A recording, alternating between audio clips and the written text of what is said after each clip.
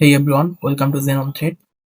আজকের ভিডিওতে আমরা দেখব যে এআই অ্যাসিস্ট কোডিং কি আর কিভাবে এআই অ্যাসিস্ট কোডিং শেখা যায়। মানে আমাদের যে একটা অনেকেরই ভুল ধারণা বা অনেক সমস্যা থাকে যে আমরা এআই এর মাধ্যমে কোডিং করতে গিয়া এআই এর উপর নির্ভরশীল হয়ে যাই।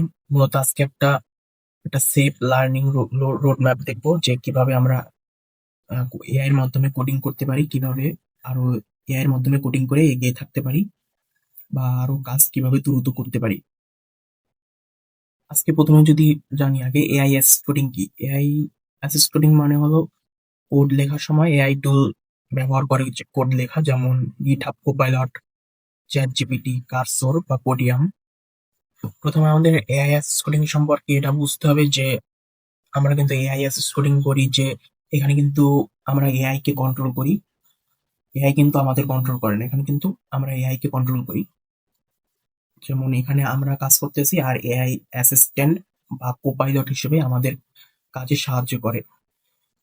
যেমন এগুলো কি করতে পারে, যেমন কোড সাজেস্ট করে, তারপর বাগ ঠিক করে দিতে পারে। যে অনেক ইরর আসে, যে বাগস আসে কোড লেখার সময়, অনেক সময় যে ইরর আসে যা আমরা অনেক সময় অনেক কিছুই বুঝতে পারি না, আর এটা অনেক ঝামেলা দেয়, তেমন বাগ ঠিক করে দিতে পারি খুব দ্রুত। ব্যাখ্যা দেয়, প্রোটেক্ট স্ট্রাকচার সাজেস্ট করতে পারে। কিন্তু এখানে সমস্যাটা কখন হয়, যেমন এখানে দেওয়া হয়েছে সমস্যা যখন হয় যখন মানুষ নিজে না বুঝে শুধু কপি পেস্ট করে।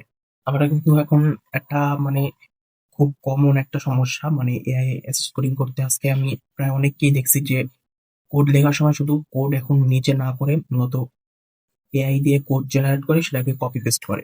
কিন্তু এটা কিন্তু অনেক ভুল ধারণা, আর এইভাবে কিন্তু আমরা কখনোই কিন্তু কোডিং শিখতে পারবো না। এখানে আমরা কিন্তু এআই ডিপেন্সিভ ট্র্যাপ, এটা এটা কিন্তু এড়াতে হবে। এখানে কিন্তু আমাদের তাহলে আমাদের ভুলটা কোথায় হয়, যে আমরা কিন্তু কপি পেস্ট করি, শুধু কপি পেস্ট করে কোডিং কোড লিখি। কিন্তু আমাদের কিন্তু এভাবে করলে হবে না। আমাদের কিন্তু কোডিং সেক্টরটা বা প্রোগ্রামিং ডেভেলপিং সেক্টর, এটা কিন্তু খুব একটা কনফিউজিং এর জায়গা। আর এখানে কিন্তু বোঝা কিন্তু অনেক কিছু রয়েছে। এগুলো না বুঝলে কিন্তু আমরা কখনোই কিন্তু ডেভেলপার হতে পারবোই না, বরং কি আমরা কোনো বড় প্রজেক্ট কখনোই করতে পারবো না। বরং এটা আমাদের জন্য অনেক বড় ক্ষতিকর একটা জিনিস। তো এর জন্য কিভাবে করতে হবে, আপনার কিন্তু এআই কোড লেখার সময় আপনার কিন্তু অবশ্যই কিন্তু কোডিং আগে থেকে শিখতে হবে, যেটা আগে বলি। এরপর দেখি যে এআই ডিফেন্সিভ ট্র্যাপ, যেটা এড়াতে হবে আমাদের। নতুনরা সাধারণত কি করে দেখেন, নিজে চিন্তা করে না, কিন্তু সরাসরি এআই কে জিজ্ঞেস করে, কোড কপি করে রান করে, এরর দেখলে আবার দেখা গেছে এআই কে বলে। এতে কি হয়, কিন্তু এতে কিন্তু আমরা কিন্তু লজিক শিখতে পারি না, তারপর ডিবাডিং স্কিল তৈরি হয় না, বা অনেক কিছুই যেমন আছে ইন্টারভিউ এর সমস্যা হয়। যখন আমরা চাকরি ক্ষেত্রে কিন্তু আমরা কিন্তু যখন কিছু এইসব সিস্টেম না বুঝি, তখন কিন্তু আমরা সিস্টেম থিঙ্কিং করতে পারবো না।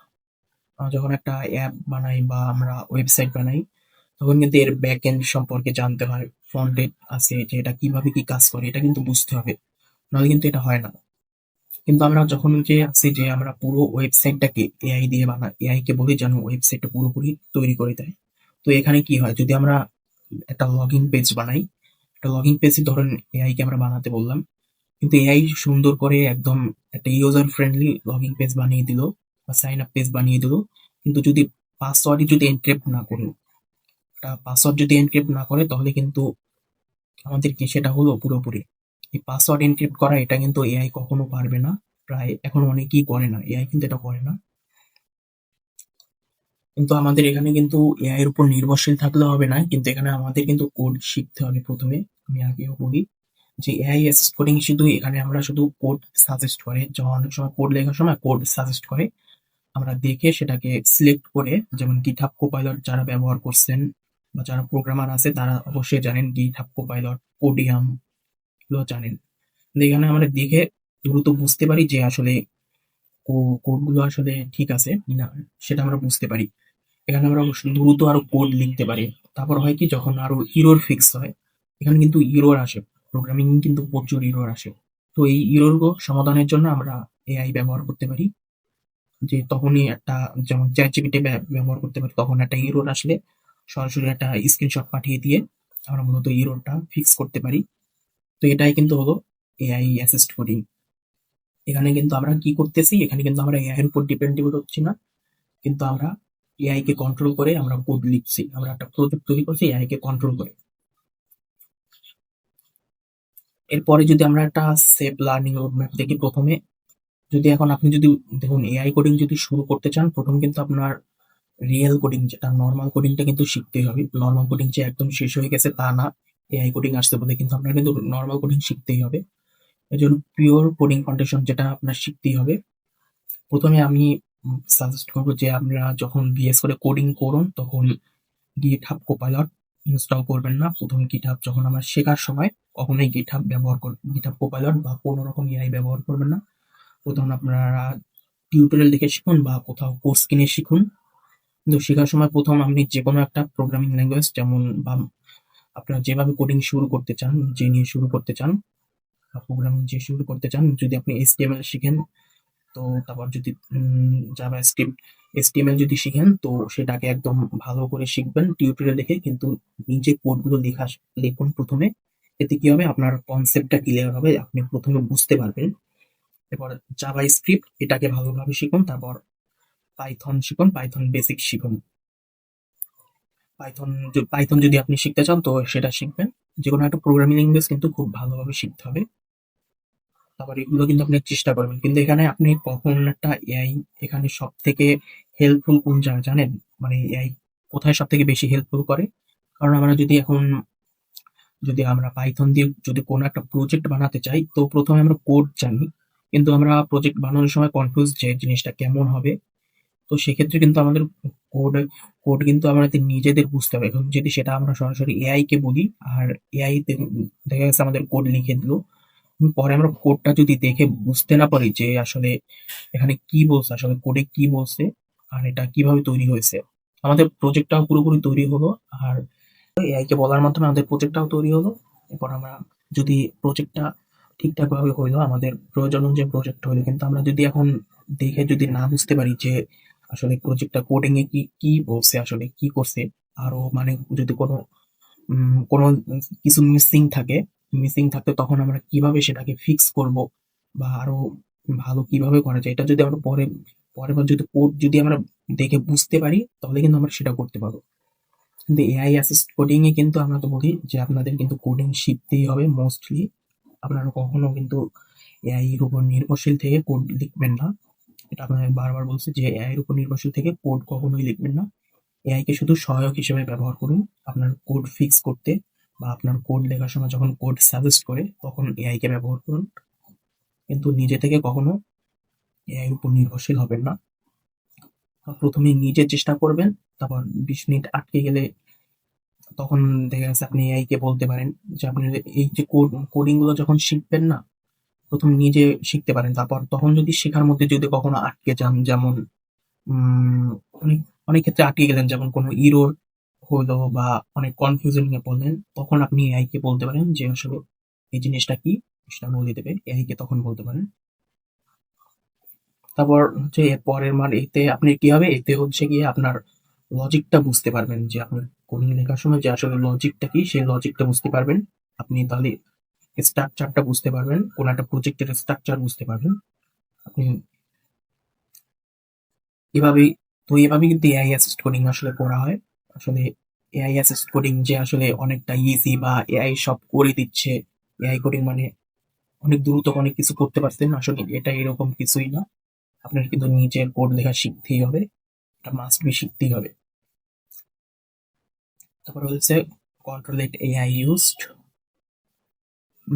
এখানে এখন এআই ব্যবহার করবেন যে কোড এক্সপ্লেন করার জন্য, যেটা আমি বলছি। আপনি আপনি মানে এআই কোথায় ব্যবহার করবেন, কোড লেখার সময় কোড এক্সপ্লেন করার জন্য, তারপর নিজের লেখা কোড অপটিমাইজ করার জন্য। যদি আপনার কোডে যদি কিছু পরিবর্তন লাগে বা কোনো কোনো কিছু অ্যাড করা লাগে, তখন কোড অপটিমাইজ করার জন্য এটা ব্যবহার করতে পারেন। কিন্তু অবশ্যই এরপর যে আপনার অপটিমাইজ করার পর যে কোডটা আসলে আপনার হবে সেই কোডটাও কিন্তু আপনার বুঝতে হবে। যে আপনি নিজে কোড লিখলেন এবং পরে সেটা এআই দিয়ে অপটিমাইজ করলেন, কিন্তু পরে কিন্তু সেই কোডগুলো আপনার মাথায় রাখতে হবে বা দেখে বুঝতে হবে যে আসলে অপটিমাইজ করার পর সে কোডে কি বলছে সেটাও কিন্তু আপনার মাথায় রাখতে হবে। তারপর অল্টারনেটিভ সলিউশন দেখার জন্য ব্যবহার করতে পারেন। কিন্তু কখনোই কিন্তু একটা জিনিস যে পুরো প্রজেক্ট কখনোই জেনারেট করতে যাবেন না।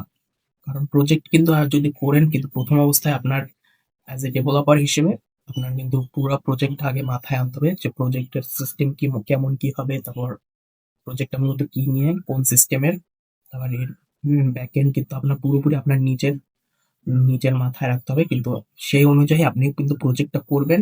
এই করার ক্ষেত্রে আপনি এআই এর সাহায্য নেবেন। এটাকেই কিন্তু এআই অ্যাসিস্ট কোডিং বলে। আর এআই কোডিং কিন্তু মূলত এটাই। আসলে হয়েছে গিয়ে আমাদের এখন সবথেকে বেশি সমস্যায় পড়া লাগতেছে, কারণ এআই অ্যাসিস্ট কোডিং আসলে বা এই এআই দিয়ে কোড লেখা এটা আসলে এখনো একটা প্রাথমিক পর্যায়ে আছে। আমরা অনেকে ভাবি যে এআই অ্যাসিস্ট কোডিং যে এটা আবার অন্যভাবে শেখা লাগে কিনা, বা এমন কিছু যেটা আবার শেখার আবার অন্য রকম কোনো ধরন আছে কিনা। আসলে এমন কিছুই নেই। এটা আসলে আপনি যদি নরমাল কোডিং শিখে যান তো আপনি এআই অ্যাসিস্ট কোডিং এমনিতেই পারবেন।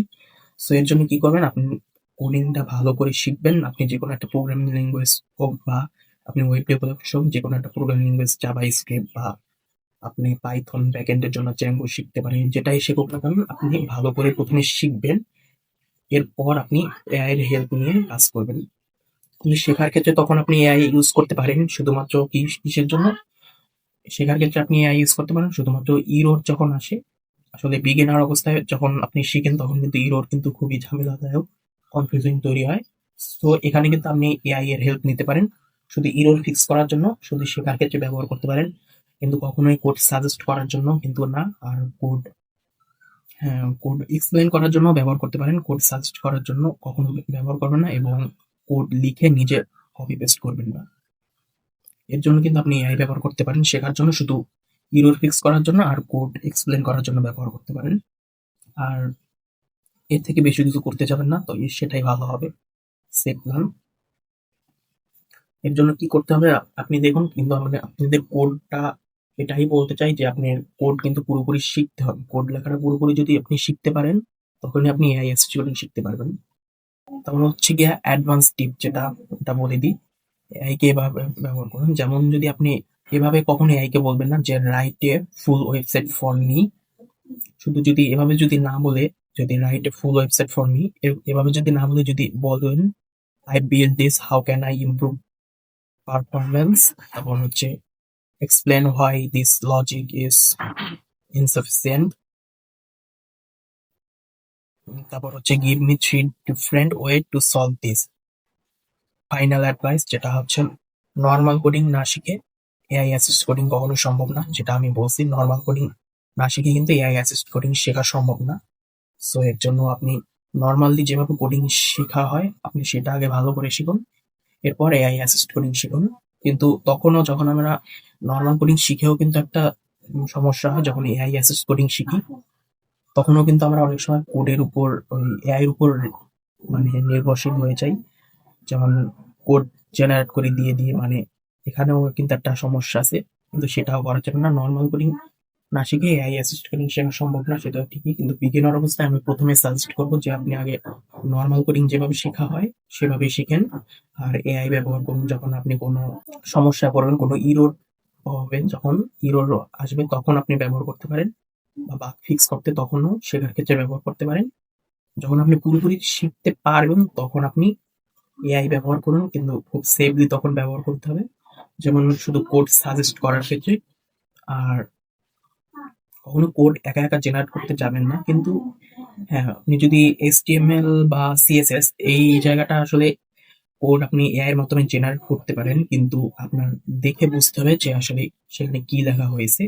আপনার এখানে কিন্তু শুধু লক্ষ্য থাকবে এআই এর মাধ্যমে পুরো কোডটা লিখে ফেলবেন সেটা না, কিন্তু এআই এর মাধ্যমে আপনি কিভাবে আরো দ্রুত আরো কিভাবে সময় বাঁচিয়ে কাজ করতে পারবেন সেটা দেখ।